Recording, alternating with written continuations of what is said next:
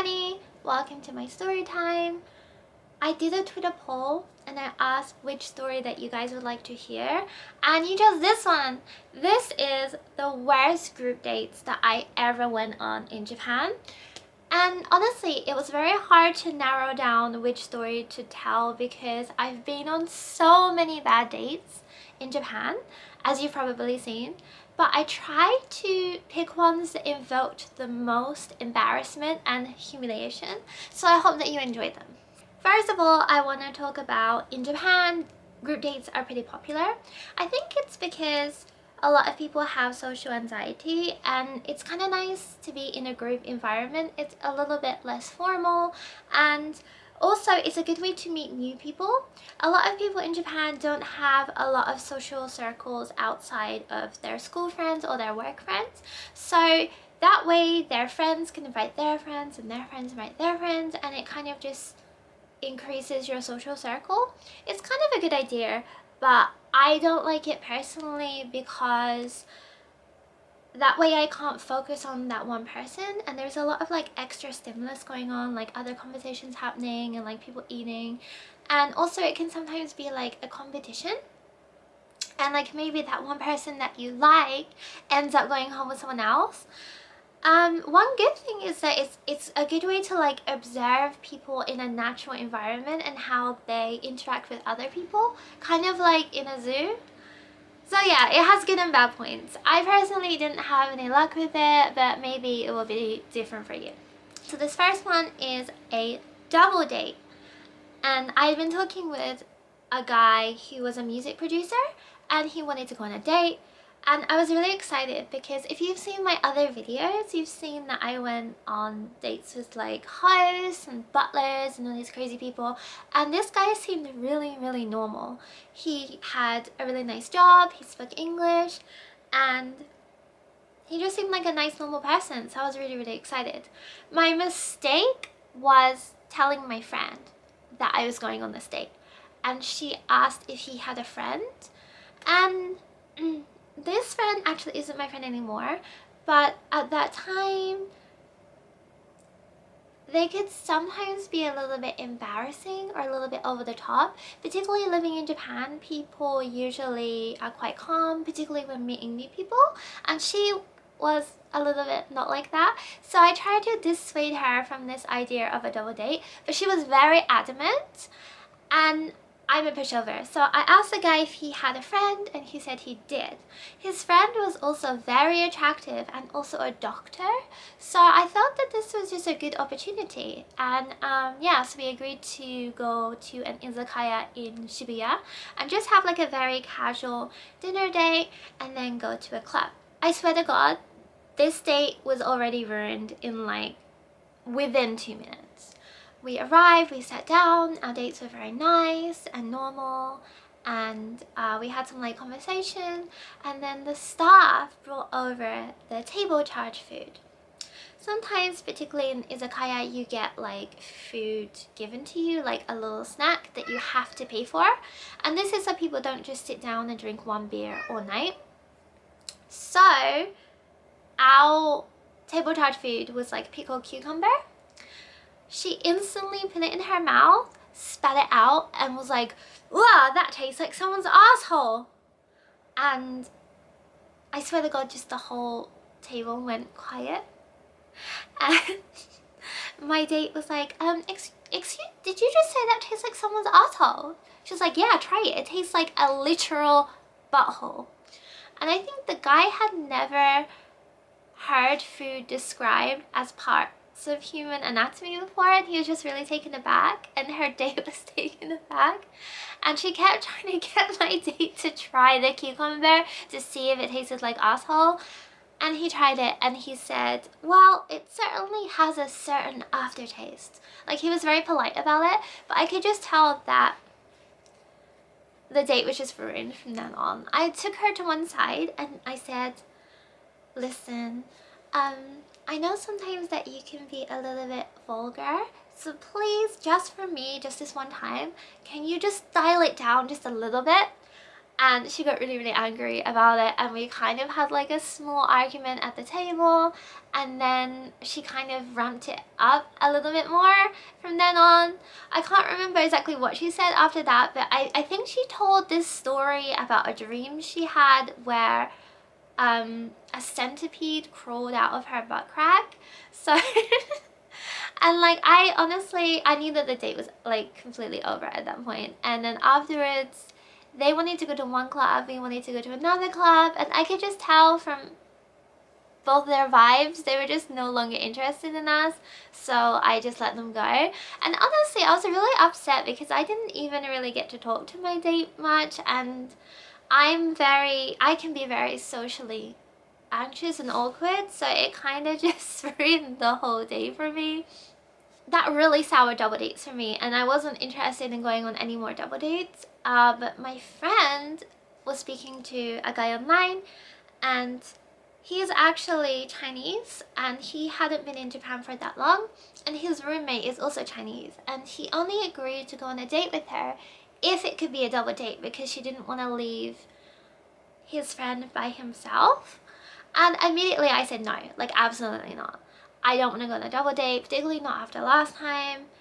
But again, I'm a pushover, so she kind of convinced me. The important thing to know about this story is that this date took place on April Fool's Day, which is a very auspicious day considering how this date went. And at that time, remember those like silicone horse masks were really popular, the really big ones? I bought one for work because on April Fool's Day, I would just put it on in the middle of class and keep on teaching, and everyone thought it was really hilarious, and I scared all my work friends with it, and we all had a really good time.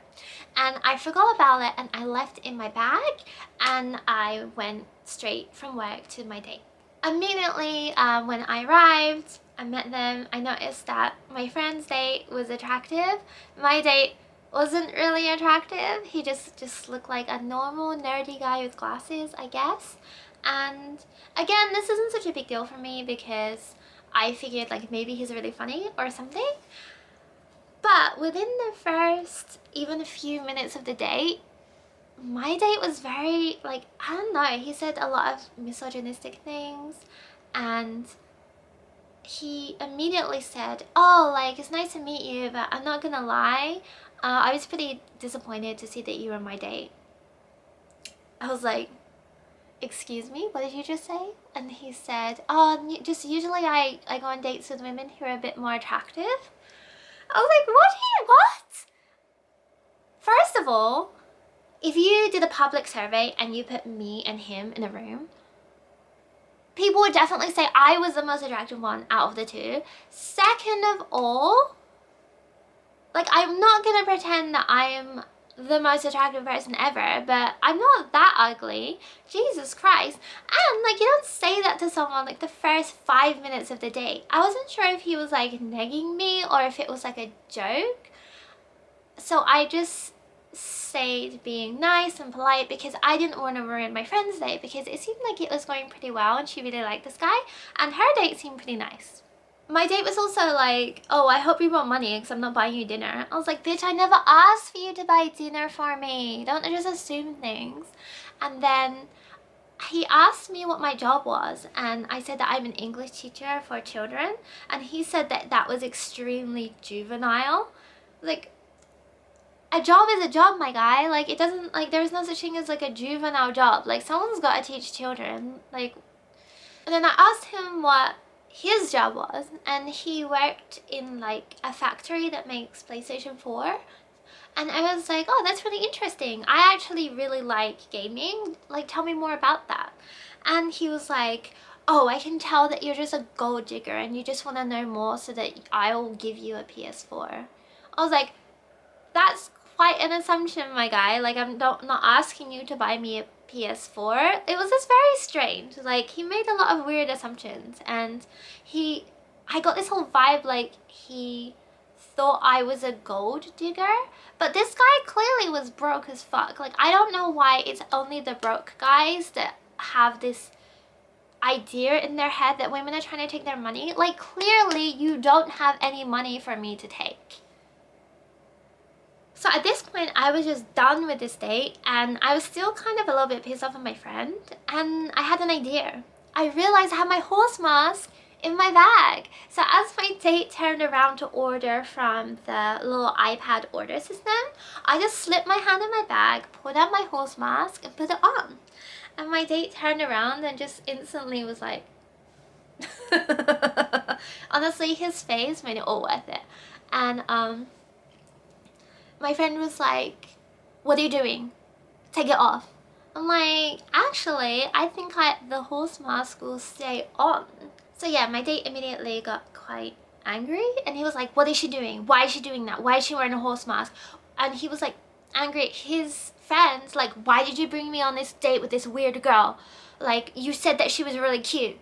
And then my friend started to get angry at me too, and she was like, you need to take the horse mask off. I'm like, I don't think so. Horse mask stays on because I don't even want to be here. I didn't even want to be here. My date is very weird and mean, and I'm not taking it off until he apologizes. And my date refused to apologize to me, so I kept the horse mask on for the last hour that we had at the izakaya.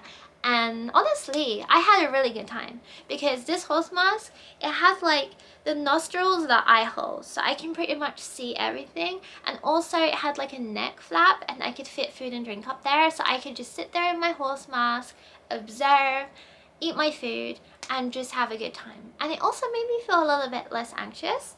And then every time my date said something to me, I just responded with either nay or the only good thing about him was that he did stay to the end of the day and didn't walk out, so that's one good thing. So anyways, we paid up. I paid for my own food and then we left, and my date refused to speak to me anymore. Oh, apart from, this is the only date I went to where the guy ghosted me or blocked me in front of myself. Like, he pulled out his phone with my line contact and actually deleted it in front of me, which was kind of a power move, honestly. On the way to the station, because we were in central Shinjuku and it was nighttime, the hosts from the host clubs were coming out of their clubs to kind of get customers, and they saw this weird girl in a horse mask and they thought it was really funny, and I was just running around, chasing them around up and down the street and going and yeah, it was just honestly a good time. It was fun.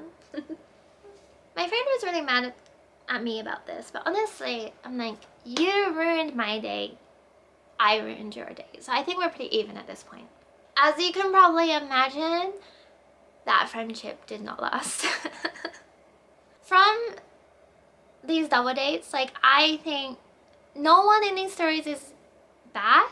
Maybe I was a little bit bad, honestly, but throwing different mixes of people together and just hoping that romance will bloom, I personally don't think is a very good idea and has a very low chance of actually working, but maybe it will work for you. I don't know. If you have any success stories with this, please let me know. So thank you for watching. Please let me know how you feel about group dates. As you can tell, I'm not very favorable towards them, but maybe you can change my mind.